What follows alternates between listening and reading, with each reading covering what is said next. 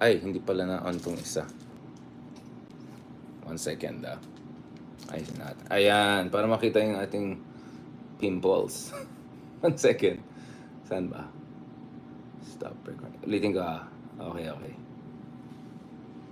Alright, this is it. Welcome to Double R. Nagdoble ka yung isa. Kaya double kayo na. Double ka na kayo na. Pwede ka na magkapuso Double. And then, mahal ko naman kayong pareho ni Christian. Kaya sabi ko, okay lang.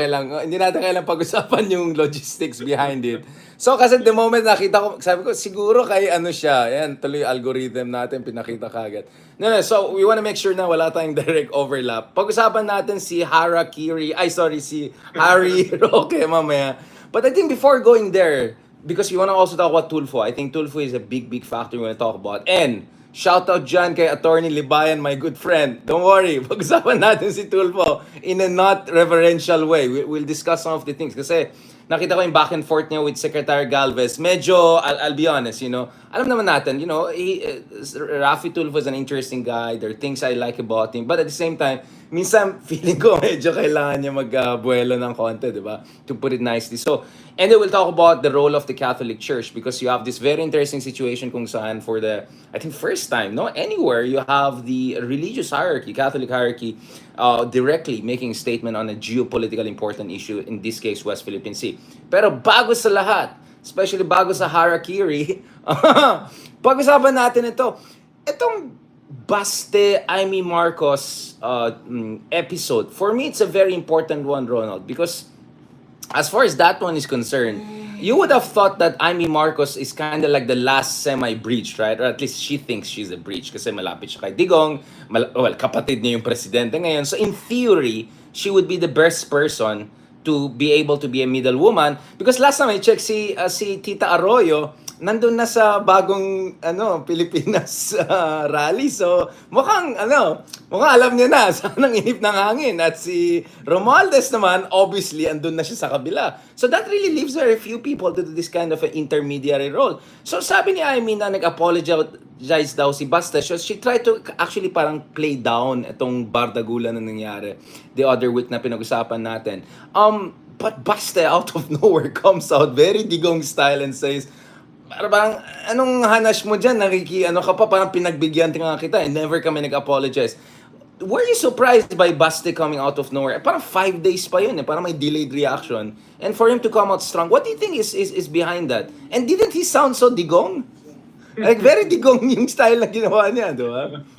Well, Duterte naman siya. Kaya hindi ako na gugulat sa mga Duterte sa barubalan, no? Yeah. Dahil, imagine mo, yung sa bagay, hindi naman sila lumaki kasama yung kanilang tatay. Lumaki naman sila kasama yung nanay. Right. Pero kahit pa paano, ay Duterte pa rin sila. Kaya mukhang hindi naman out of character na sila ay ganyang kabarubal. Yeah. At ganyan sila sumagot. Lalo na kay Aimee na mukhang nagpakita naman ng loyalty sa kanila ditong nakaraang 1.5 years, di ba? Exactly. Dinedepensahan si Sara, Exactly. di ba?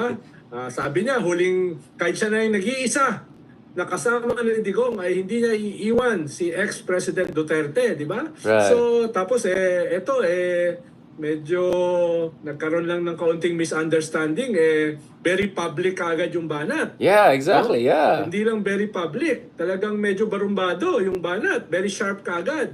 At ikatlo, yun yung minsan hindi napapansin ng mga tao, meron siyang binanggit doon na meron na nga siyang mga pinalampas.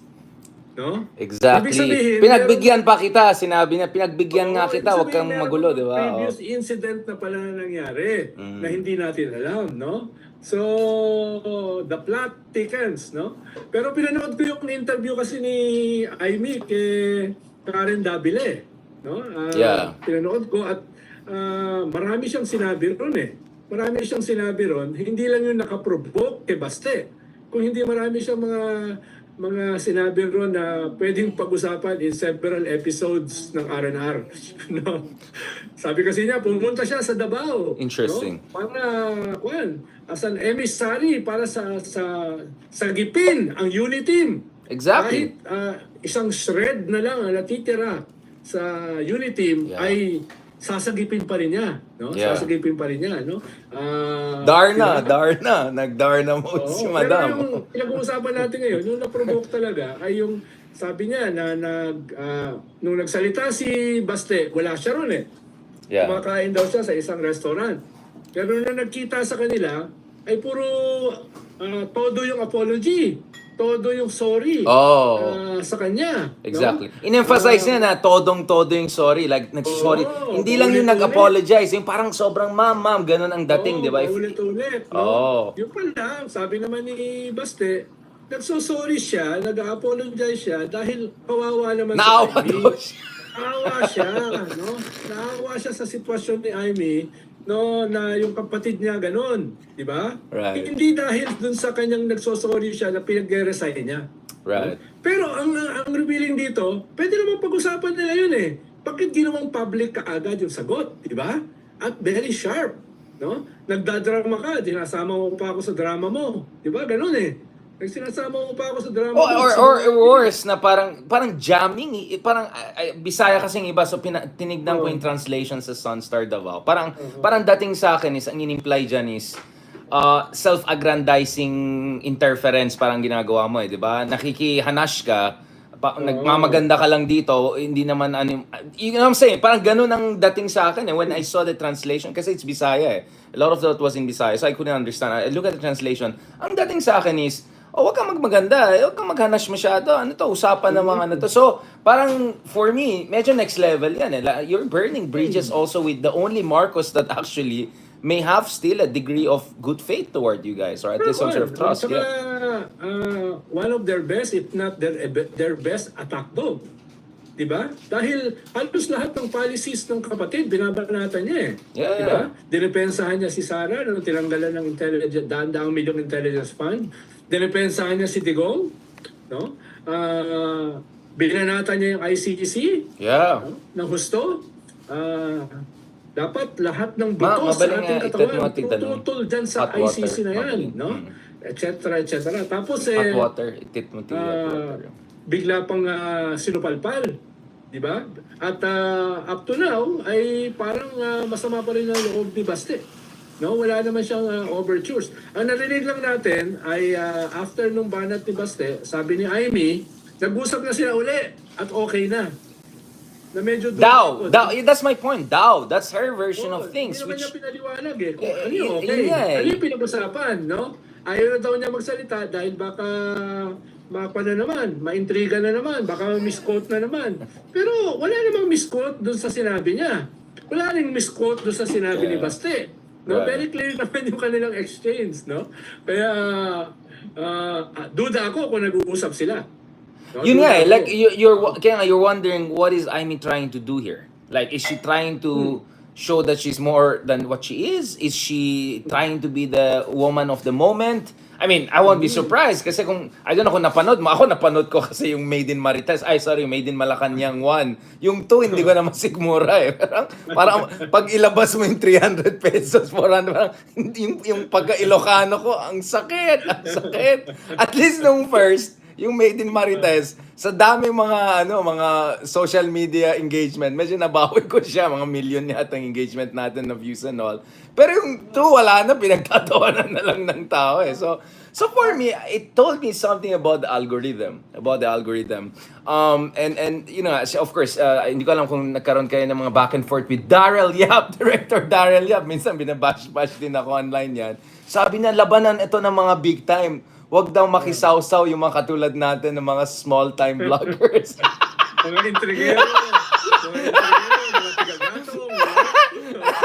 Parang Actually, dapat ito yung gawa niya ng pelikula. Itong dynamic na ito. Dahil talagang Philippine telenovela ito. Classic ito. Wait lang. Itong nga, no. Baka maging Made in Marites 3 ito, tapos bida na naman si Amy. Baka siya na naman ang bida. Ang problema, sa dulo, parang nakikita mo sa end ng telenovela, kung si Amy nag-iisa, walang kasama. Ayan. Parang Godfather 3 yan ah. Yung ending ng Godfather 3. Kasobrahan yung kanyang kalaro, wala na siyang kalaro. No? Yeah. Diba? Aba. Yung kanyang babalik ba siya? sa kanyang pinsan. Antagonistic na yung kanyang mga banat. Babalik ba siya kay First Lady? No? Hindi naman ako babalik doon. I completely see what's happening here. Kaya nga inisip Tapos ko yung nga. interview niya kay Karen, medyo naglabas na siya na hindi siya sang-ayon sa secession, Ayan tayo hindi eh. siya sang-ayon sa resignation, hindi siya sang-ayon doon sa mga binato na napakaraming atake ni Digong sa kanyang kapatid. So, saan siya pupulutin? Medyo, mas magulo pa siya sa atin dalawa. Tayo rin marami. Saan siya pupunta, no? Lalo na re-election ni siya sa Oo. 2025. Baka pareha siyang ilaglag ng dalawang kampo. Yun nga eh. Tricky yung situation. Actually, okay, seriously speaking yun nga eh. Like, sabi nga ni Margaret Thatcher, di ba? When you stand in the middle, you will be hit by both sides, di ba? Yun yung sinabi niya dun sa, yung argument niya against centrism and all. Yun nga, I don't know. I mean, obviously, everyone knows that the relationship is not 100% with the first family. So naturally, you would think na even if Marcos ang pangalan niya, mas malapit siya kay Digong. But with this Baste intervention, suddenly mapapaisip ka. And in fact, for me, the Baste intervention is very important because, well, Sara obviously is playing safe pa rin. She's still trying to, say na everything is an even kill. She's staying in the administration. But when Baste asked BBM to resign, parang, okay, wait lang, this is not just Digong having his own moment, right? This looks like a family position, or at least a Davao Republic kind of position, right? He's the mayor after all, and he's, closest to a junior, right? As far as, yung, di ba, yung pananalita niya, yung style niya, yung bumubuelo siya habang magsalita, tapos yung parang scruffy, macho, alpha male style, very Digong actually, I would say, di ba? I mean, that's a difference obviously with Sara, di ba? I mean, you tell me, anong basa mo kay Baste? Yeah, taka yung sagot mismo ni Sara. Right. Hindi kami nag-usap ng aking kapatid. Ibig sabihin, anong ibig sabihin no? Yung kagad yung kanyang no? Ibig sabihin ay naramdaman din niya na it looked like a family thing. 'Di ba? Yung resignation. Kaya kailangan niya ipaliwanag, kailangan niya i-explain away na hindi sila nagkausap. Dahil yung dating nung kay Baste, katulad ng sinabi mo, it's a family position. It's a Davao Republic position, right? Yan yung no? Kaya, nung sinagot yung kaagad ang unang response ni Sara, oops! Hindi na-advise na maayos, no? Yun nga eh. So, I watched very carefully yung Sara and actually I posted yung kanyang intervention which is saying, rerespetuhin natin ang ating pamilya. So, essentially, she was still trying to keep her peace and relationship with her family. But at the same time, sabi niya, may sarili siyang pag-iisip, mananatili siya sa administrasyon, magsiservisyo sa bayan bilang president. So she wanted to have the cake and eat it too, essentially. Do you think that strategy is even sustainable? Especially if... No longer working. Yun nga eh, malabo siya, di ba? I mean, labo na to, di ba? No longer working, no? And it might cost her, no? Dahil in less than a year, wala. Midterm na. Right. Diba? Which we'll discuss in the succeeding episode because we're gonna have an episode about Tulfo again because ang suspicion natin pareho and some of us have access to data. I won't say who, maybe both, maybe not. Looks like Tulfo is getting closer to the pole position as the top contender for 2028. Slowly but surely he's gonna come up. But at the same time, of course, both you and I, we have our dynamics naman with in terms of we're not the typical dismissive sa mga Tulfos, right? Just to be honest, I always distinguish between the brothers, this brother versus that brother. Pero there are times na, especially yung banat niya kay Secretary Galvez recently dun sa medyo I felt like, okay, wait lang, we need to talk about it. So we'll have a different episode about that. But before we go to Harry Roque and the ICC issue, I wanna put forward this thesis, no? Ang aking suspecha dito is, this is not looking like a kind of a Digong having his own, alam mo na, moments. I call it stream of subconsciousness. Hindi lang stream of consciousness. Stream of subconsciousness. Talagang Freudian implosion. No. This looks like to me what Richard Nixon, probably the most shrewd American president of the 20th century, called the Madman Theory. Ang idea there is that if you look unpredictable, a bit crazy, and you threaten chaos, you'll intimidate your rivals. And for Nixon, balance. exactly. Balance. So parang that's how he tried to justify the horrible things that he and Kissinger did in Cambodia, for instance. Yung pag-escalate nila ng conflict bigla. Remember, Nixon ran as the peace end of Vietnam War candidate, right? And then he comes in, then they go on bombing right and left Cambodia and all of the poor countries there, Laos, etc. So the logic apparent there is that you show to Soviets and the Chinese and whatever, Vietnamese, that we're willing to go crazy and broke. So that will force the other side to think twice. Oh, wait lang, parang medyo delikado tong kausap, hindi to predictable. So you rather de-escalate. So in a way, it kind of worked because eventually he was able to bring China to his side against the Soviet Union. So aren't we seeing probably a version of that with Digong in a sense that Digong, by threatening chaos, by making all this noise and all of that, is trying to deter Marcos, ICC, all of them coming after him. Don't you think there might be a logic like that? Na by threatening hell, he will actually prevent the worst outcome for himself. That there could be a method to the madness here. After all, anak siya ng Cold War. I won't be surprised. He knows a thing or two about Kissinger or Vietnam War, etc. That was the time he got into college. Because I think people underestimate the intelligence of Digong. Intellectual intelligence, not just shrewd political intelligence. Don't you think that makes sense? Ako, a part of me feels a lot of times Duterte was doing the Madman Theory. Yung sa US, sa VFA, yung kakancel natin yan. Feeling ko bluff lang yun Ano lang natin. So, for me, I'm not basing it out of nowhere. I felt that was the case when he was the president, when he would play these bluff games with the US. Paalisin ko yung mga Amerikano, i-end kong VFA. I don't think he was ever really serious about that. I felt it was always part of this Madman Theory strategy, which kind of worked, right? In a way, in the end, US really didn't go after him and cut a deal with him. So, of course, the counter argument would be, we're not sure he's at his sharpest at this moment, right? But in theory, that could be a sensible approach, diba? Kung alam mo naman the doors are the walls are closing on you, unahin mo na lang yan bago ka di ka? You'll go crazy try to climb out of it. What do you think about that? Well, The real big R. Could be, no? Pwedeng may method dito sa kanyang madness. Pero, looking at Digong, since nung siya ay mayor, parang madman na siya since then, no? Wala nang theory. Madman lang. Hindi ko siya nakikita simply as a strategy. Nakikita ko siya bilang katauhan character. Mas out of character pa. Yung ginawa niya last month. Yung press conference niya na is comfortable Madman with the lang, di na theory. no? Na hindi siya naniniwala dun sa pulburon video, hindi siya naniniwala na si BBM is behind the ICC. Parang yun yung out of character, no? Pero yung kanyang character do sa Davao, parang bumalik yung kanyang character since he was a mayor, since he was a president, no? Kaya parang yes, it could be part of a strategy, but it's also his character. Katauhan Ganun na yung katauhan niya simula nung mayor siya Yeah. No? Ganyan na siya makipag-away sa mga local enemies niya, ganyan siya makipag-away sa mga kalaban niya, di ba? Kaya pwedeng merong method yung kanyang madness, pero baka mad naman talaga siya from the very start. Madman lang, wala nang theory. Oo, talaga naman. Ano naman tayo, Arena? Yun lang naman yung aking kaunting adjustment do sa mad theory. Medyo nakulangan yung theory, tumaas yung baka mad. hindi lang siya theory, baka katauhan talaga no? Okay.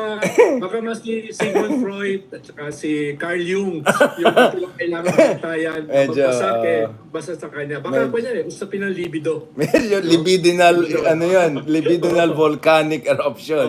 Pero, so may asim pa.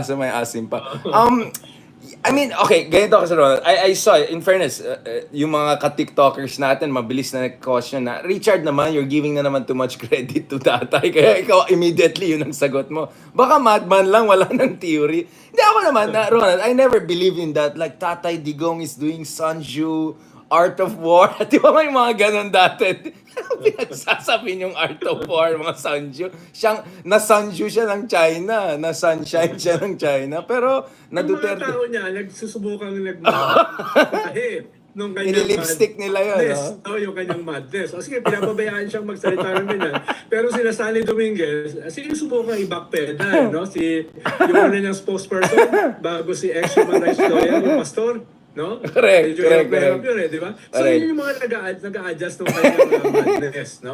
Dun sa, kaya, minsan, ginagamit nila sa Ali Dominguez, yung kanyang madness, to Oo. state, no? Para takutin ng mga kalaban. Baka Pero, naman, pero sa Machiavelli. nangyayari Good kasi, Machiavelli.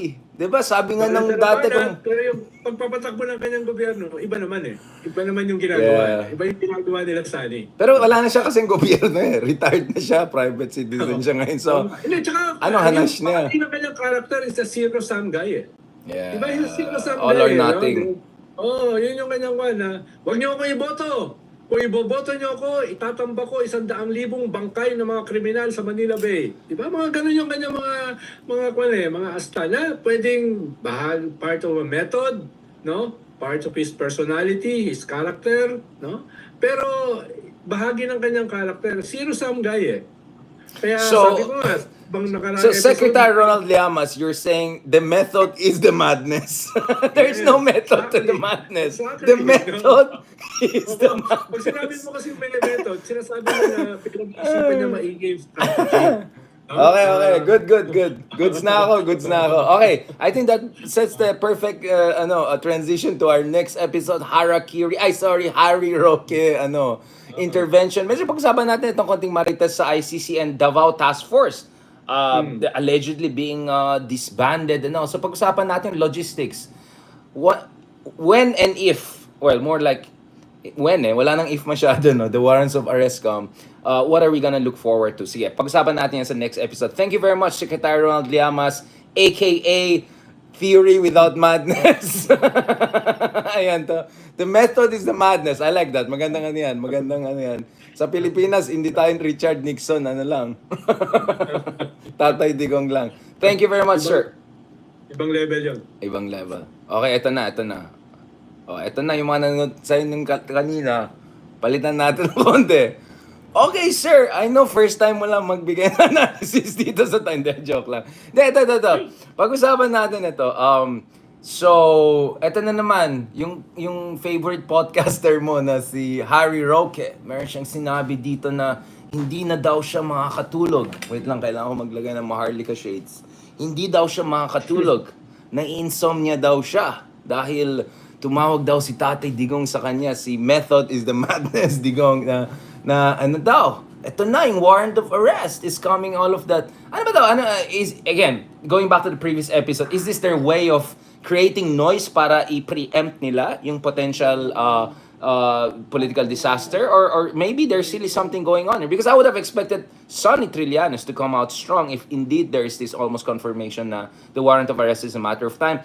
And then in relation to that, etong accusation niya na the security services are already moving, they're essentially making sure na the Davao security establishment will be quote-unquote nationalized, right? Na it will not act in behalf of Digong, it will act in behalf of the state of the Philippines should the Philippine government cooperate with ICC down the road. Una, yung hindi makatulog si ex-human rights Oh, lawyer. pag-usapan natin yan. Medyo mahabang usapan yan. Yan muna. Okay. Kung masyado ka kasing maraming kinain ng mga prinsipyo mo, hindi lang indigestion ang tatama sa'yo. No? Hindi lang loose bowel movement ang tatama sa'yo. Ayan tayo Hindi lang maiihi ka sa sawal mo. No? Yung talagang tatamaan ka rin ng insomnia. No? Kaya tanggalin na muna natin yung hindi pagtutulog ni Harry Roque, no? dahil daw dito sa tingin ko mas malalim yung dahilan doon, no? Mas malalim yung dahilan. Ikalawa, talaga namang tingin ko hindi tatanggalin ng gobyerno yung Task Force Davao, no? Hindi na tatanggalin, pero okay lang naman na baguhin yung mga tao. Dahil talaga namang ginagawa yon, no? Hindi naman yun abnormal. No? Hindi naman yun abnormal na gawain. Tingin ko yung timeline na sinasabi ni Senator Sonny Trillanes na middle of the year, no? Mangyayari yung implementation ng internal. Baka yun pa rin yung timeline nitong ICC. At yung sinasabi nila na parating na anytime ay kukunin na, baka hindi yun. No? Hindi yun yung mangyayari. Yeah, but that's my question. Why would they do that? How does that serve their political purpose? to create this panic mode? Hindi ba naging mukhang mahina sila, naging mukhang kabado sila, naging mukhang vulnerable sila? Or it is what I'm saying, they're creating drama to get sympathy and to, to threaten chaos, mga ganon. Two-edged dyan eh. Una, to prepare your own base. Lalo na yung base ni Kubuloy na, handa ba kayong kumilos? Kung sakaling darating yan, magmobilize ba kayo ng 1 milyon sa Davao? Rally around the flag effect. Rally around the flag. Katulad nung ginawa kay Erap dati. No? Eventually, nangyari yung EDSA 3. Handa ba kayo? No? Pero, katulad ng sinabi mo, pwede rin niyang mag-create ng confusion at saka fear sa iyong sariling base. Kaya two-edged dyan eh. Two-edged sword dyan eh. No? Na pwedeng paghahanda para sa iyong base, pwede rin pagtakot sa sarili mong base, no? Kaya dapat linawin nila ano ba talaga kanilang purpose dito, no? Hindi ko naman sila isa-second guess, pero I'm almost sure sila sa sarili nila hindi rin malinaw. O hindi pa malinaw. So, yung kanilang gagawin. The method is the madness pa rin. I mean, sabog. Halimbawa, sinubukan nilang dalhin yung Davao Rally sa Manila, dito sa Liwasang Bonifacio. Ang dumalo, isang platitong mali. No? So, medyo napahiya sila, di ba? So, susubukan naman nila uli. Ito naman, anti-Chacha rally. Hindi na pro-Sara rally, anti-Chacha rally na. Gagawin na naman nila within the month. So, tingnan natin kung magagawa ba talaga nila yung plano nila na hindi lang Davao sila kaya mag-mobilize kung hindi mismo rito. Pero mismo kasi sa Davao, ang target nila 50,000 eh. Hindi naman sila lumampas ng 8,000 eh. No, doon sa rally nila. No?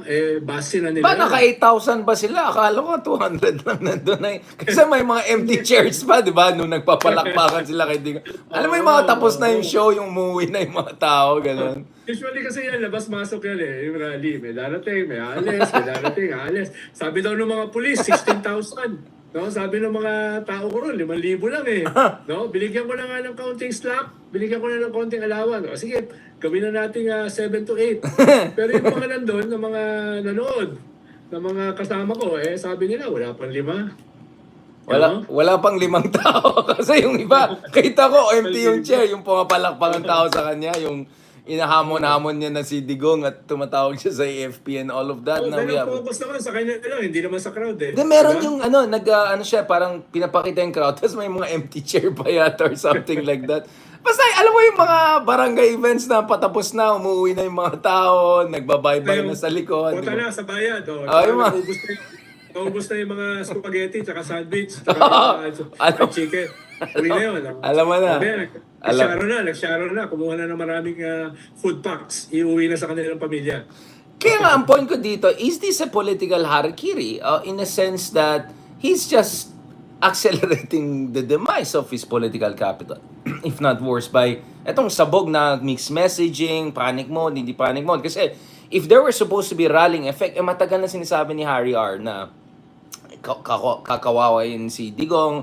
Si Digong nagwala na. Pero sabi mo nga, ilang libo lang dumating at max, di ba? Pinagbigyan mo pa yung number nila.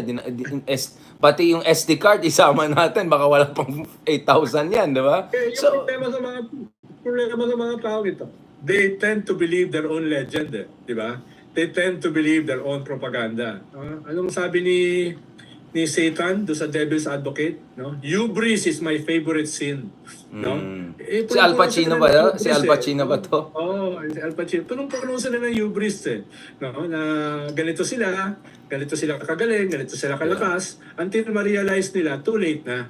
Mukhang nandun sila sa transition na yan. Nare-realize nila na medyo, teka, hindi na pala tayo ganun kalakas. Hindi na pala tayo ganun ka-powerful, no? Counting chismis lang tungkol sa Davao Task Force, nagpanic na. Diba? Todo panic na kaagad, no? Kala ko ba ang tatapang nila? Kala ko ba sobra silang believe sa sarili? No? Marites lang na. May nagsabi kasi wala nang confidential. Wala akong sinabi. Wala akong sinasabi. Okay. Biglang nagpanic na no? Huwag naman masyado magpanic, no? No?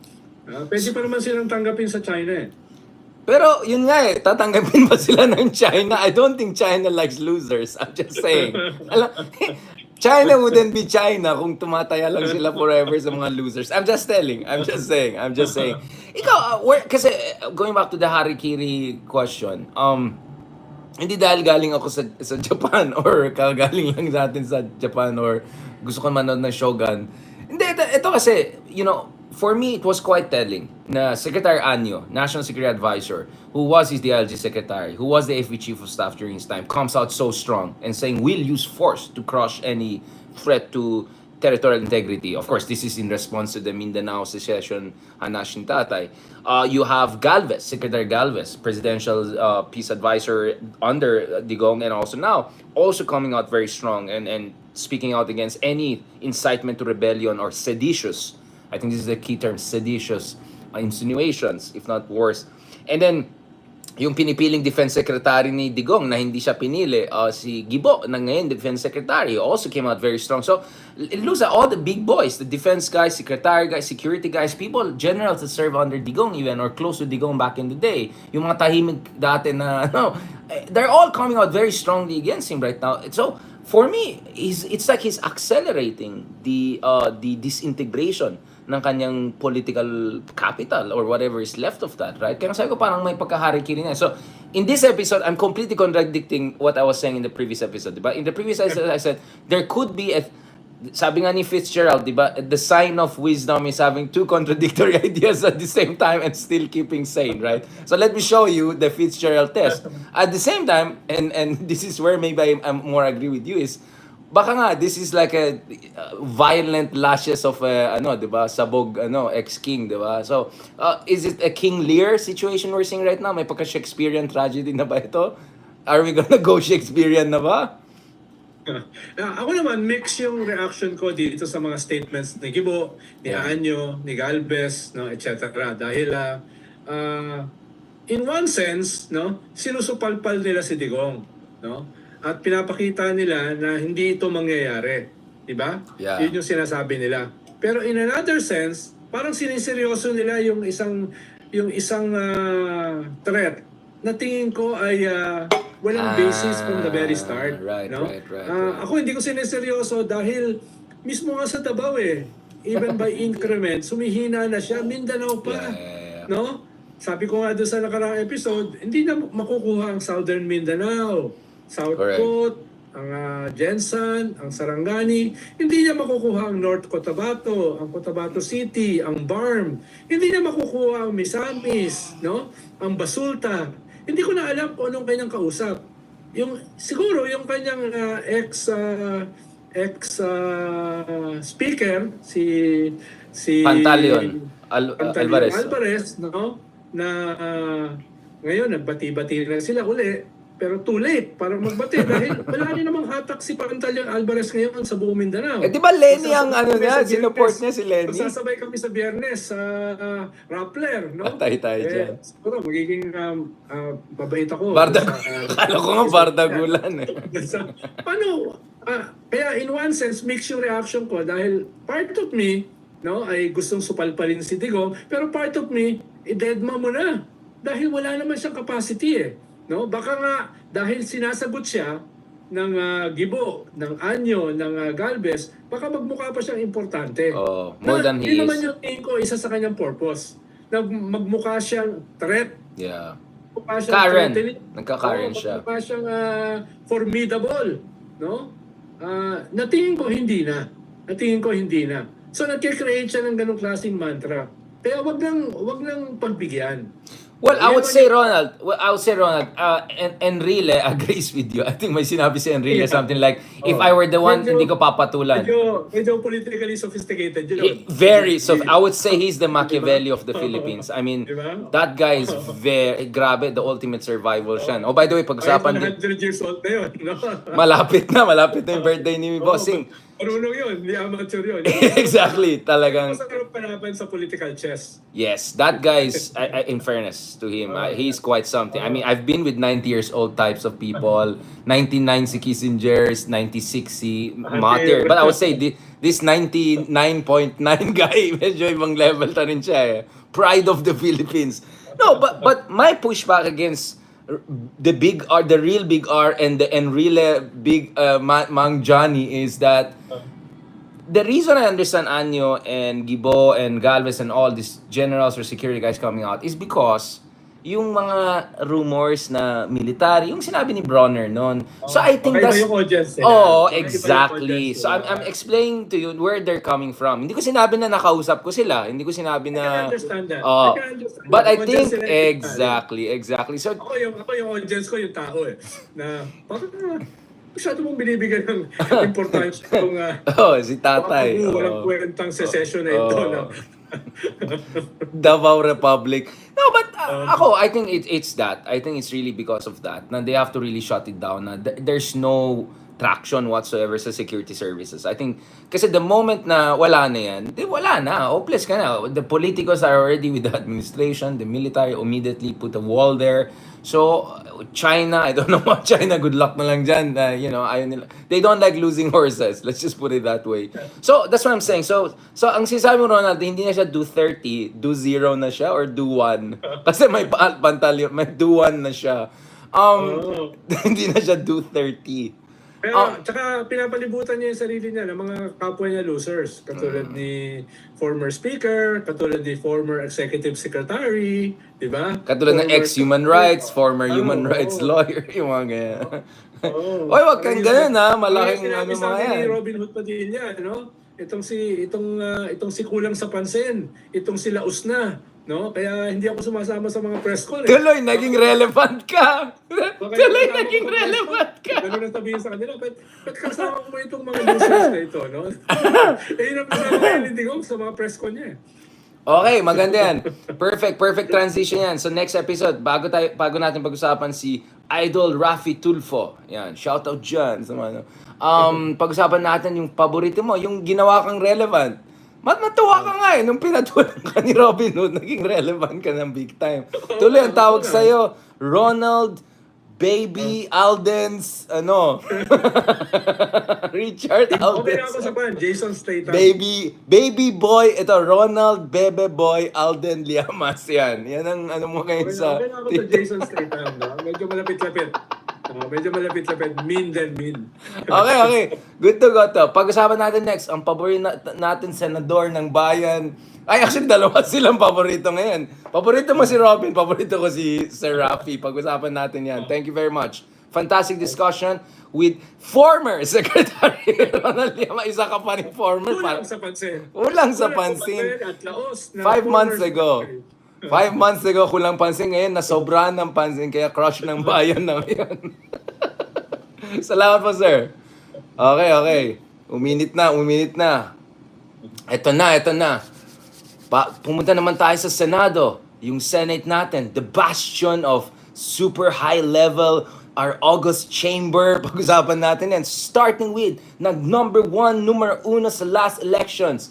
Si Robin Hood Padilla. Ito, may interview rin si Robin Hood Padilla. O lahat kayo, in-interview kayo back-to-back ni Karen, ha. Ikaw, si Robin, at saka si Amy. Nung tinignan ko yung views mo, mas marami ka kay Robin and Amy and Pantaleon combined. So, wow, mic drop. Saan yung mic ko? Mic drop. Okay, mic drop. Podcast mic drop. Ibang klase ka pala eh. Tapos ikaw pang kino-quote ni Karen. Sabi ng isang political expert, ganito, ganyan. Kung sana sinabi na si Ronald Llamas, di nag-away na si Robin Hood sa'yo. Ano ba sa'yo? Kaya kinuha ko ni Patrick Paes ka naman sa TV2 eh. Sabi ko, ano ba gagawin ko dyan? Kino-quote ka ni Karen eh, kaya kailangan...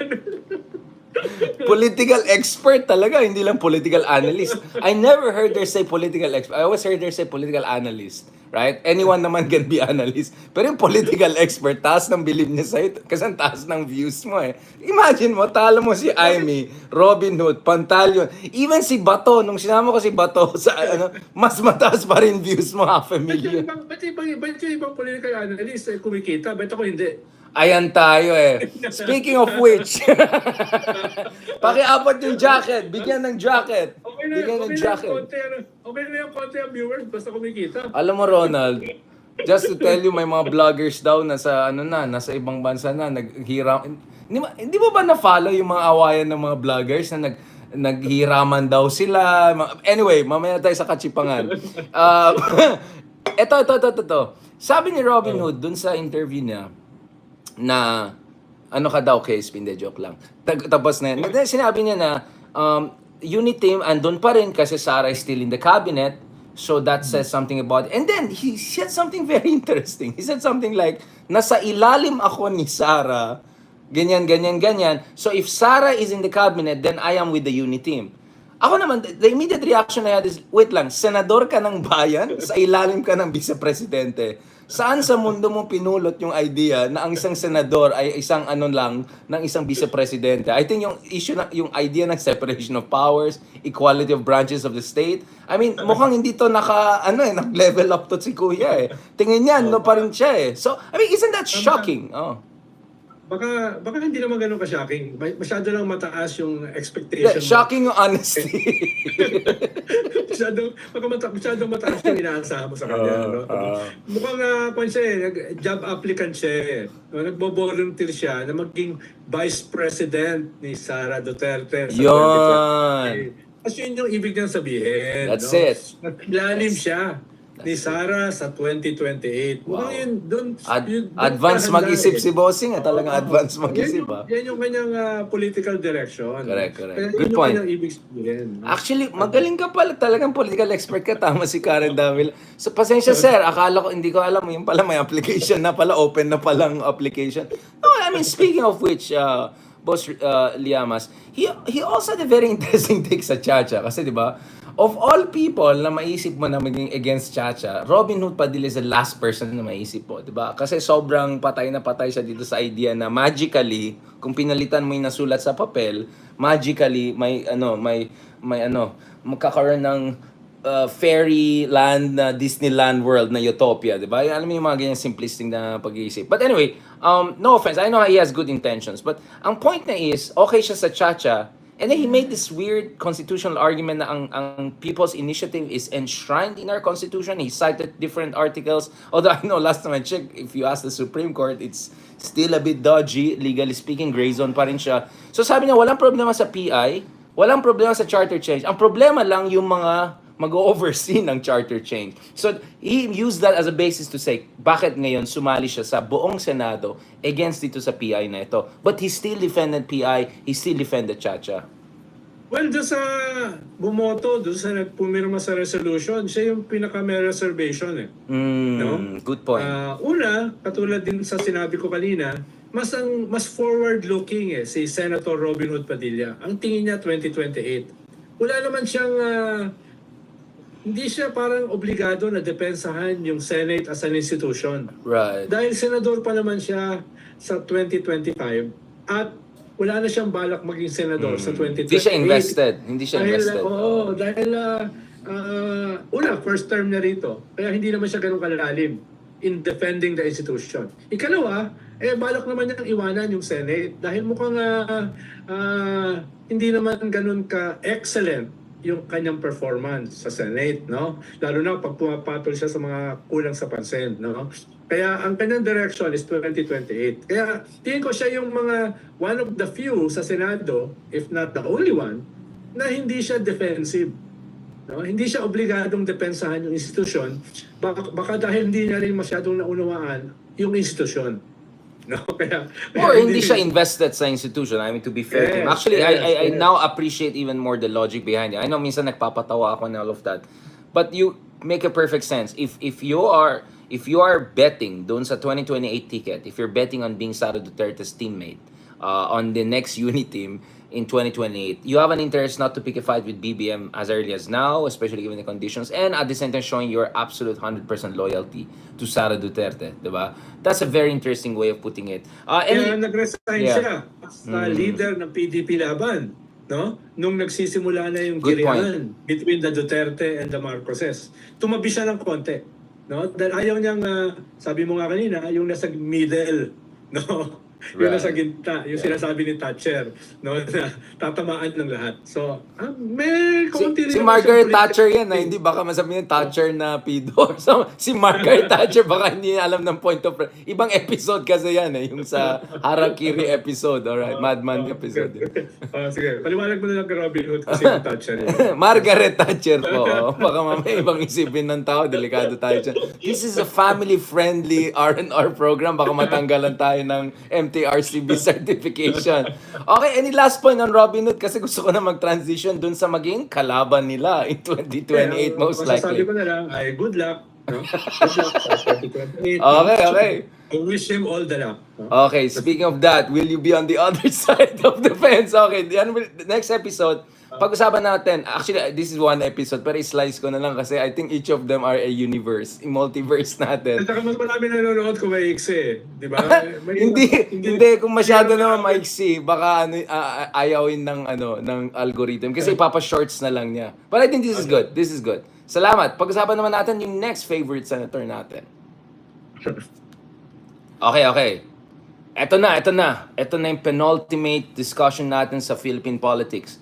Now, one of the interesting figures who has been more or less out, hindi naman out, but above the fray-ish, pagdating dito sa bardagulan, sa pagitan ng Dutertes and Marcoses, is someone who actually has a lot at stake here because by some estimates or by some data, he could be the front runner already or could become the front runner at some point pagdating sa 2028 election. And of course, we're talking about Senator Raffy Tulfo. Of course, Senator Raffy Tulfo was a little bit trending recently dun sa back and forth niya with Galvez, with former General Galvez, Secretary Galvez, dito sa issue ng yung accusations niya na may corruption daw dun sa, 'di ba, ito yung demobilization na ginagawa, 'di ba, sa Mindanao, etc. We can talk about that also but you could see na in fairness to Secretary Galvez, I appreciated him saying immediately, do not say na we're corrupt right away. Na hindi pwede you jump into, hindi ito yung show mo, sir. Diba? This is a Senate hearings and all. And then nakakatawa yung itsura nila, ni Jingo Estrada, tsaka si Aimee, nakaganyan lang sila. Bahala kayo dyan, parang, you should watch the video. It's an interesting video. But my point is, okay, we can talk about the pros and cons of this whole Tulfo approach. And I interviewed him separately, guys can check it out. But let's talk about Tulfo. He's the major threat to a return of the Dutertes, right? Everyone is focused on PI, Chacha, Romualdez, BBM, but by all indications, pag sentimento ng tao tinignan mo, pag mga surveys ang tinignan mo, he keeps on rising. He was 11% in SWS the other year, now he's 25% sa ibang survey, and someone was telling me he's actually already number 1 in some of the surveys that have not been released yet. Hindi na lang namin sabihin sino mga yan. Alright? But just to remind you guys, last year, December, itong kaibigan natin, si Secretary Llamas, he said that may nakita siyang survey, you said Pulse Asia in this case, na actually Lenny and Bam and all were doing well. Na-leak ito 2-3 weeks later, and that was exactly the point. Actually, Lenny and Bam were doing pretty well. So, so on the record, you have been quite correct when you said, may alam kang data, hindi mo lang pwede sabihin. So, I will trust you on this because I saw the previous time you were absolutely correct about it. So, let's talk about Tulfo. Where do you stand on this issue? Well, not where do you stand. Sorry, what's your analysis? Sorry, not stand. What's your analysis? Natin, saan siya nanggaling, no? Isumbong mo kay Tulfo. Right. Tulfo in action, no? Kahit hindi niya natulungan yung daang-daang libong mga Pilipino, yung kanyang ethos, yung kanyang mantra na isumbong mo kay Tulfo, karamihan ng mga Pilipino, kahit sa mga barangay, yun ang maririnig mo, isusumbong kita kay Tulfo. Right. Diba? Pag merong mga mas makapangyarihan o mas mataas sa'yo, tapos nagreklamo yung mas mababa, yun yung kanyang expression. Isusumbong kita kay Tulfo. So it has become a household brand. Yeah. Yung isumbong kita kay Tulfo. Kaya hindi nakakagulat na yung kanyang party list, no? First time tumakbo sa party list, nag-number 1. Yung first time niya tumakbo sa Senate, nag-number 2 siya. No? At ngayon, yung kanyang kapatid, yung Erwin Tulfo, ay nagna-number 1 sa survey. No? Dahil yung kanyang pinanggalingan, isumbong mo kay Tulfo in action, no? Nakuha yung imagination ng mga tao. For lack of a better example, parang si Digong as Punisher. Yeah. No? As Punisher in Davao City. Pero ito, medyo nationwide na kaagad. Na actually, Ito. mas sikat pa kay Digong before. We had this discussion with Leloy, di ba? Sabi ni Leloy, well, before we were aware of Digong, there were already the Tulfo brothers and they were already in a house. Actually, the surprise is nauna si Digong sa political Pero kaysa ito, sa kanila. Sila hindi tumatakbo. Pero sila hindi tumatakbo. Yeah. No? Yung unang nakilala, yung Montulfo, tapos Right. ngayon yung Tulfo Brothers. Right. Actually, magkakapatid sila lahat. No? Tsaka yung sister na naging secretary ng tourism. Tourism, yeah. So, hindi sila tumatakbo. Ngayon, tumatakbo na sila. Right. With a vengeance, di ba? With a vengeance. Kaya, ikalawa, medyo may organic sense naman si Tulfo, Yeah. organic political sense na bagamat mataas siya, bagamat very compelling yung kanyang political narrative, Right. nagpipigil din siya. Yeah. Dahil alam niya, this early, pag Yeah. ikaw yung tumaas, Smart guy, yeah. lahat hihingi sa iyo ng resources at lahat babanatan ka. Right. Kaya medyo, kung obserbahan mo, medyo calculated yung kanyang atake. Right. Halimbawa, una niyang binanatan yung mga bilyar. No? Which also a lot of people loves to hate. Right. Diba? Pero tingin ko, pinanggalingan din niya. May mga nagsusumbong sa kanya about the bilyars. Right. Yung inaagawan ng lupa, yung inaagawan mga magsasaka na ng mga marginalized, sa mga subdivision. No? So meron ding pinanggalingan yung kanyang banat. No? Hindi lang siya pure calculation. Sa combination of calculation, no, na pwede niyang banatan yung mga bilyar, na hindi naman niya guguluhin pa yung political narrative niya. Yeah. Pero at the same time, mayroong mga lumapit sa kanya na isinusumbong yung mga bilyar. Yeah. Yun yung una niya So tinira. shrewd siya. He's very shrewd. I mean, I actually asked him about may sarili Cynthia. siya pa, no? May sarili siyang organic intellect. Yeah, Na nagagamit organic yung- intellectual siya. And that's, Kasi yeah, wala siyang mga researchers, wala siyang mga advisors, no? May pagka lone wolf 'yan, no? Yeah. Pero in spite of that, he's doing quite well, no? Doon sa kanyang plano, no? Whatever that is, no? Yun yung isang nagagawa niya. Halimbawa, nung nakaharap niya yung napakatalino at saka napaka-veteranong Senator Pia Cayetano, medyo natahimik si Pia nung nilabasan niya, na sinasabi ni Pia, wala namang ebidensya niyan eh. No, wala, di pinakita niya, performance galing, performative, diba? Ganun siya. Hindi ko Pang sigurado TikTok talaga eh. nakasulat doon, pero nagmarka. Ako nga, zoom in ko, ano ba, baka naman, ano lang yan. Stamp. Ano mo lalapit doon para tingnan ko ano naman nun. Pero, Pag diba? lumapit ka, lalo ka niyang gaganin. It served the purpose, di ba? Yeah. At saka medyo natameme si Pia, di ba? Medyo natameme, nilingon-lingon si Pia. Hindi niya alam kung ano nangyayari, di ba? Yeah. So, okay, tapos ito yung PCSO, di ba? Anong kinatay niya yung PCSO, di ba? Dahil maraming mga Pilipino, ito na lang yung parang legal wetting eh. Right. Di ba? Ito na lang yung legal wetting, STL. Tapos, dadayain mo pa yung mga tao. Imagine mo yung dating ng Tulfo brand dun sa mga bumibili ng loto. Right, Diba? right. Okay na okay siya ron. Kaya, bagamat hindi siya masyadong nagsosobra, no? Yung mga dominant issue sa bansa, hindi siya sumasama masyado, chacha, etc., no? Ganyan nga, itong away, etc., hindi siya sumasama masyado diyan. Pero pili yung kanyang pinipili ng mga issues na hindi naman siya totally mawawala. At merong mga sektor na nagmamarka siya beyond 2025, going into 2028. No? Kaya hindi ko siya i-underestimate. No? Right. Definitely, none of us are underestimating him. And speaking of actually, definitely not underestimating, clearly, napansin ko, marami mga DDS ngayon biglang ina-attack si Tulfo. And nakita ko marami sa mga DDS blog online, they go after anyone who attacks Tulfo. And I saw, they also attack me because they, perceive me of not being tough enough on Tulfo. And all. I mean, personally, as I said, I have my own concerns sometimes with the, I ask him, point blank, the Tulfo way of justice, how is this coming in? I think, it's sometimes hate, it's sometimes miss, but, generally, I think has a good intention. Now, what I found, of course, interesting with the criticism against Digong is that it comes from a camp that was okay with a former president who was openly calling for extrajudicial killings en masse. So parang, galit ka sa Tulfo way kasi hindi niya nirespeto yung due process. Sabay okay ka kay Digong? I mean, like, that's like crazy. Like, it's like Galit ka sa, I don't know, yung Vios mo na may pollution, pero okay ka dun sa Lamborghini na you know what I'm saying, gas guzzler. I mean, you know what I'm saying? So, I just found that very weird, if not hypocritical. Nevertheless, I mean, shouldn't we also be concerned na if ever he becomes the next president, baka next level siyang ganito na, baka maging masyadong performative, baka masyadong demagogic, 'di ba? Maging ganyan-ganyan. Kasi that's a double-edged sword. It works when, do you get what I'm saying? We have to be fair to also criticism because this person is still not the president. But if ever this person becomes the president and then ganito ang approach niya, imagine giving national speeches, kalaban mo siya, 'di ba? Ang diling dudurugin ka ng mga 'yan, di ba? So pwede kasing isipin ng mga iba na parang wala itong experience in modernity. Diba? Wala siyang he's also a populist. Trial by publicity, some would say, the critics. Yeah. Pero ang kaibahan siguro niya, populist siya without the extrajudicial killings. No? Yun naman yung... True, he never supported that. Yeah.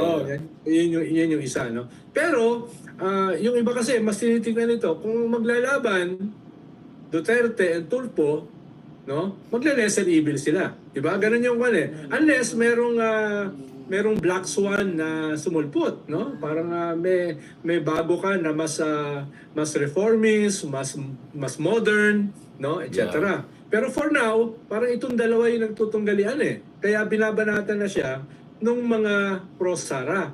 Dahil damanan nila na threat ito. Threat talaga siya. Oh, absolutely, yeah. Dun sa kay Sara. Sabi nga ng lolo ko, pag namumunga yung puno ng mangga, binabato na. So, binabato na si Tulfo ngayon. No? Yeah. Pero, marami rin naman na kinakabahan dahil maraming question mark Yeah. Diba? Lalo na in relation to modernity, which is checks and balance, which is rule of civil law, liberty, evidence-based human rights, discussion, etc. No? Medyo question mark pa siya. Wala naman siya sa history niya, wala naman siyang yung dark side, no, ni Digong, no, which is yung EJK, no, yung ganung klase na kwan. Mas mga binabanat sa kanila ay yung mga kaso na tinatapon sa kanila, bigamy, diba? Yun yung mga kwan na baka hindi naman issue kay Big R. Ay, ewan ka kay Real Big R, medyo polygon this is a family-oriented show. Okay ba yung transference? Ay naman tayo nag-Freudian transference sa therapist mong nagta-transference. Pang-therapist din ko Hindi, ito. Nahanap kita, baka ibato mo sa akin Kaya... Hindi, actually, yun nga, because, kasi yun nga, nami-misunderstood tayo na, ako naman, where I'm coming from is, I just find it so hypocritical to question Tulfos on the due process question and then sabay suporta kay Digong. I just find that, like, wala kang moral ascendancy whatsoever to question the Tulfos if you're okay with what Digong said. Having said that, ako rin naman, I raised that question with Raffy Tulfo na, akin lang naman, siguro, on a more positive note, the glass half full is that, mukhang may learning curve siya, di ba? Anyone who knows him, I'm talking about Raffy Tulfo, I don't know about the other brothers, hindi ko kilala si Ben, hindi ko kilala si Mon, so I cannot speak for them. Si Erwin lang medyo kilala ko at saka si Raffy. So, it will be unfair naman na ano mo silang lahat sa isang basket. Yeah, they're Tulfo brothers, but each brother has their own dynamics, di ba? As far as Raffy is concerned, my understanding from people who know him, and people who are good people who know him, and also a lot of these people, is that he has learning curve. If he makes mistakes, he recalibrates.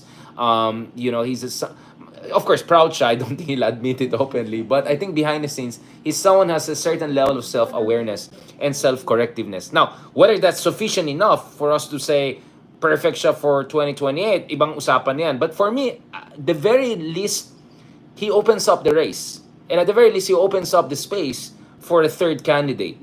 And then there's also the possibility of, I heard some crazy ideas about him possibly, who knows, teaming up with Riza Ontiveros. That would not be totally out of this world. Because alam ko, magandang relationship ni Tulfo with Vico Soto, with Riza, with a lot of progressive people out there that people don't know about. Diba? So there's also the behind-the-scenes part, I would say the more progressive, not leaning, but openness to Raffy Tulfo that people are not appreciating. But again, I'm just saying this, guys, kasi alam ko marami siyang, parang may mga, kunyari, isa Pinoy, isa kang resident ng Pasig, let's say. and then may kaso ka, you go to Raffy, he will like refer it and then coordinate it with Vico Soto and then i-resolve yun sa court. You get what I'm saying? Like, I heard that these cases are going out there. I mean, do you know, maybe you have better intelligence than me on this issue. I don't know. But this is what I've heard, including from progressive friends. Hindi ito yung mga operators. Ito mga progressive friends. Pero since ikaw operator, ikaw tatanungin ko anong alam mo dyan. Ako. Ayan na naman tayo.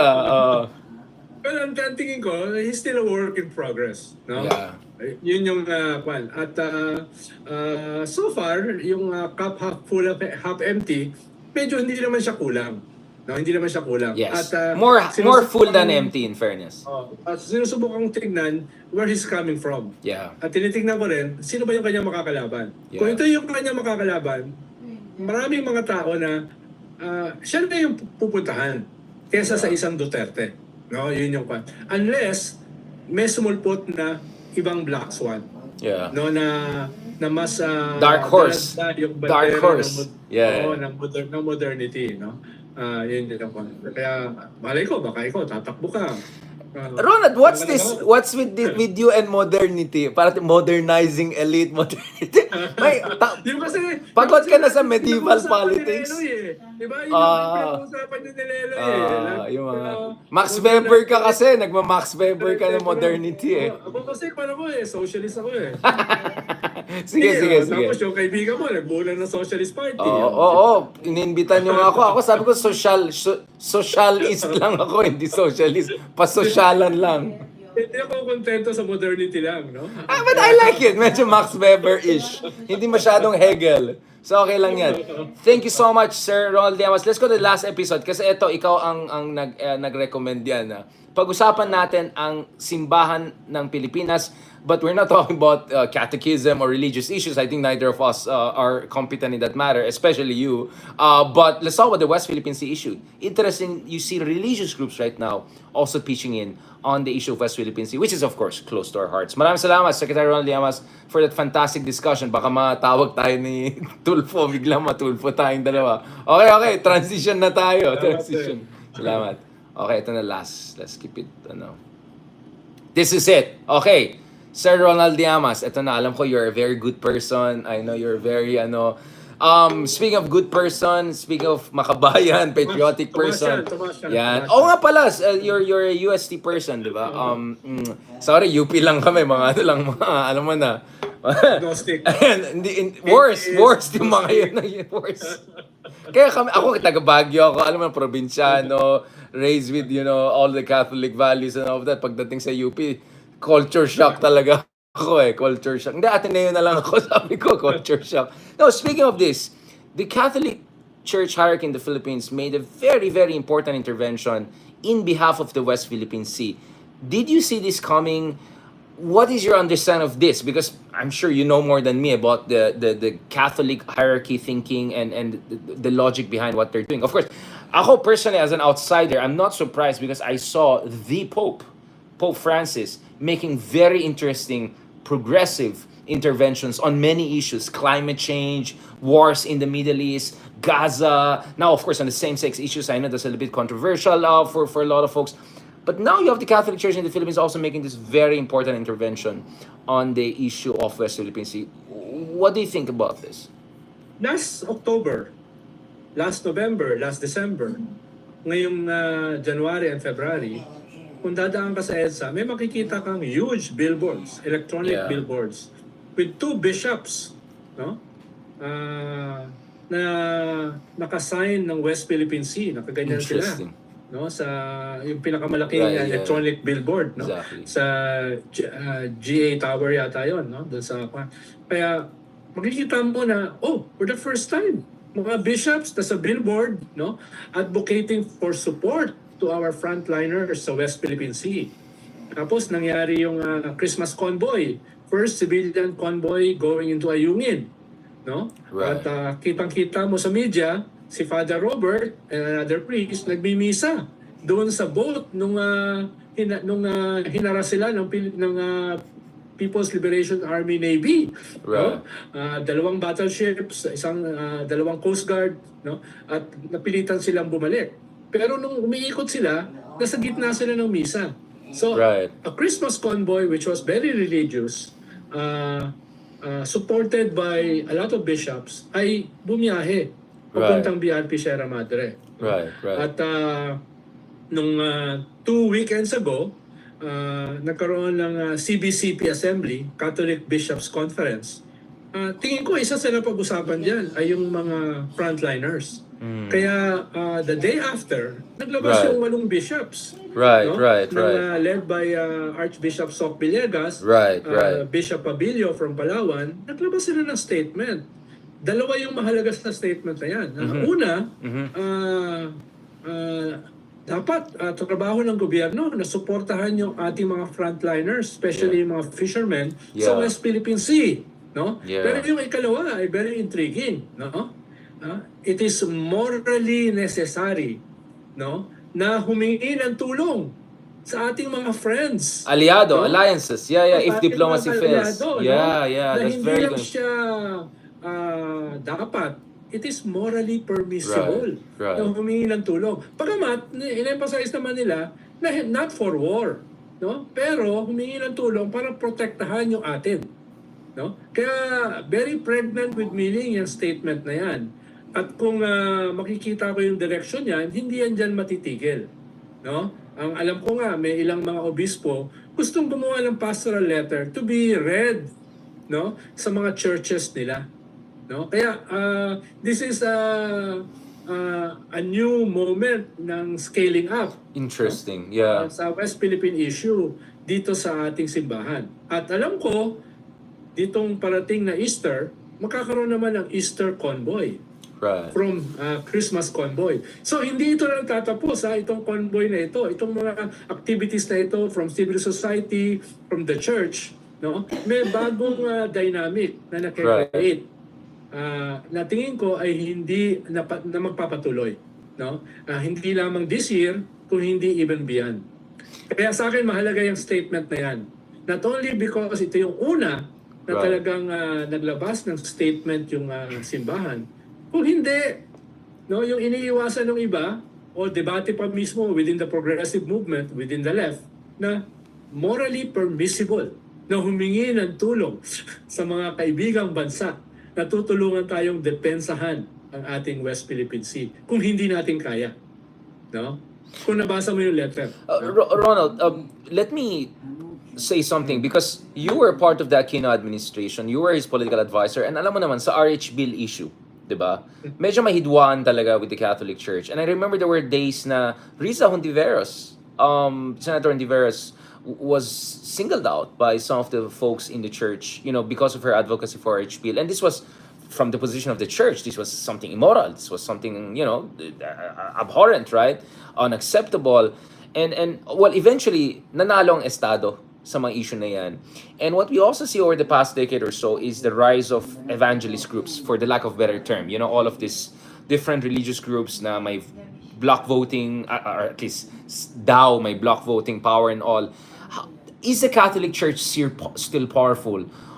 Or you could say, it may not be as powerful as before, but it's going through a transition process, accepting the new realities and new era as we see with Pope Francis, and adjusting accordingly. I know for a fact that there were a lot of people sa ating simbahan who had really profound moments of reflections after 2022 elections. Because I think the church more or less was aligned against both Digong and, to a certain degree, I would say BBM also, and yet, you know, you saw the people voting in certain directions. So I think that also encouraged some sort of soul searching, just as Pope Francis there in Vatican was also overseeing some transformational paradigmatic discussions or shifts or paradigm shifts dyan sa Vatican. Again, I'm saying this as an outsider who's not familiar with the internal aspects of the catechistic debates and discussions within the church. I know you may not be necessarily the most pious person, but you were a political advisor during Pinoy. You come from UST, one of the oldest Catholic universities on earth and the oldest in Asia. What is your take on that part? Is this a kind of a moment of transformation and potentially could make Catholic Church very influential again, like before, as you know, Cardinal Sin was perhaps in determining the fate of the Philippine Republic? Una, Big R, hinihiwalay ko yung influence ng church at yung Catholic vote. Interesting. No? Definitely, for now, ay walang Catholic vote. Yeah. No? Pero merong influence. Nakita mo yan nung panahon ni Cory, nung panahon ng EDSA, Right. no? Nung anti-Marcos struggle. At nakita mo rin yan, halimbawa yung unang pirma. Meron kang yung nirevive nila yung lumang pirma. Pero yung lumang pirma ni FBR na suportado ni Cory, no? Ay hinarang ni Cory at saka ni Cardinal Sin. Right. So ibig sabihin may influence yung simbahan. Lalo na dito sa mga mahalagang issue ng bansa. Ibang usapin yung Catholic vote. Dahil the church wasn't organized that way. At wala pa ako nakitang effort to do that. May kaunting mga political electoral discussions sa mga lay people of the church. Pero wala ako nakitang move para i-consolidate yung simbahan para magkaroon ng Catholic vote. At hindi ko yan nakikita in the future. But the influence is another thing. No? Halimbawa, dito sa EDSA celebration, mukhang ididikit nila yung anti-chacha message together with the church. No? Dito sa EDSA celebration sa 22 to 23, no? Ng February. Pero kung pa lang yan, tingin ko hindi pa yan ganun kalaki dahil nagsisimula pa lang sila mag-scale up. No? Kaya dito sa extrajudicial killings, very strong influence yan ng church. Right. So even the Philippine Church, together with the Vatican, ay parang merong transition eh. Hindi ko sigurado saan pupunta. Halimbawa, yung kanilang pag-recognize sa LGBTQI Right. na dati ay hindi mo maiisip. It's happening, yeah. Ay medyo merong pan ngayon. Yeah. Merong dynamic even within the Vatican. At I'm almost sure even within the church dito, no? Bagamat sometimes mas conservative pa yung Philippine Church kaysa sa Vatican. No? Yes, of course. There's especially if you have someone like Pope Francis who comes from that Yeah. liberation theology almost perhaps world, right? Yeah. Pero kahit pa paano, even by increments, makakaabot din yung influence ng Vatican dito. Right. Lalo na, meron kang isang prefereti or perhaps even two, no? For the first time, merong dalawang Pilipino na nalilinya as prefereti or possible pope. Right. Candidates Perhaps for not only the first Filipino pope, kundi the for first Asian. pope. Yeah. No? Yeah. Yeah. Dahil nasa top 3 ng hierarchy si Cardinal Tagle. Right. Diba? Kahit si Cardinal Sin, hindi naman umabot ng ganyang kataas. Right, no? right. Kaya, kung pinag-uusapan natin kanina, modernity, si Cardinal Tagle ay isang modern. Yes. And modern, very charismatic, yeah. priest, no? Hindi yan conservative in the old mode, no? Kaya you might even call him progressive, no? Kaya, And kind of you know, he had to weather the Duterte attacks. You know, he was in the Philippines during a very difficult time. So hindi ito yung tao na madali lang umakyat. This is a person who had to really overcome a lot. So I'm sure that, you know, made him a steely. Like Bishop Ambo, Yeah, exactly. the president of the CBCP ngayon. Yeah. Tinrete niya ni Digong, di ba? Yan yung Caloocan eh. Diyan nangyari yung marami sa Right. extrajudicial killings. Kaya tumindig yan. At tinrete niya, ni-raid pa yung kanyang bahay sa Caloocan, di ba? Yung kanyang diocese. Yung head ng political affairs ni Digong pumunta ron para kunin yung mga testigo sa pagpatay kay Kian de los Santos. At kinasuhan pa si Senator Risa ng kidnapping dahil kinuha niya yung mga kaibigan ni Kian na testigo doon sa pagpatay. Diba? So, hindi yan medyo na-define yan through struggle. Hindi ito mga nagmimisa lamang, no? Ng mga pare, ng mga obispo. Ito yung talagang tinreten ng isa sa dangerous president, no? Sa ating kasaysayan, no? Right. Perhaps more dangerous than the old Marcos, no? Right. Dahil parang mas maraming allegedly pinapatay. Pero they survive at hindi sila umatras. Kaya ibig sabihin itong nangyayari ngayon na positioning nila sa West Philippine Sea ay is not quite a leap dun sa kanilang political advocacy at sa kanilang political narrative nung panahon ni Digong. So it's a logical next step in a sense. Yes. No? Yeah, we're seeing the logical progression of what has been in the works for quite some time. I like discussion kasi lumalabas dito na hindi ka Marxista. Like, kasi yan ang ayoko nakausap sa mga Marxista. Parang masyado naman kayo anti-religious and all of that.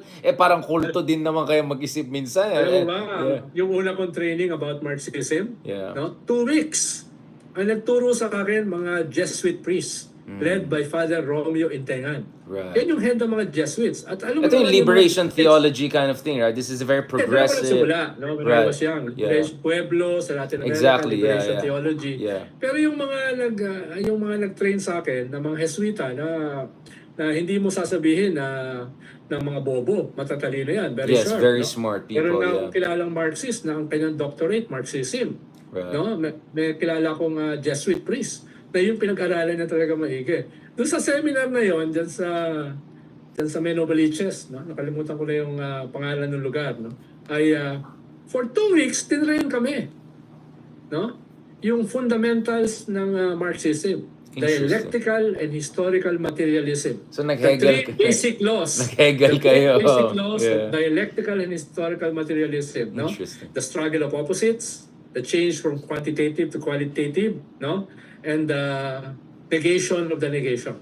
Right. No? Pinag-aralan mo, talagang tapos, yung last 2 days, no? Durugin mo yung pinag-aralan mo. So that's how New synthesis, that's how yeah. these Jesuits Interesting. bago mo kontrahin ang Marxism, dapat kaya mong depensahan, kaya mong ipaliwanag. Right. Then later on, destroy it.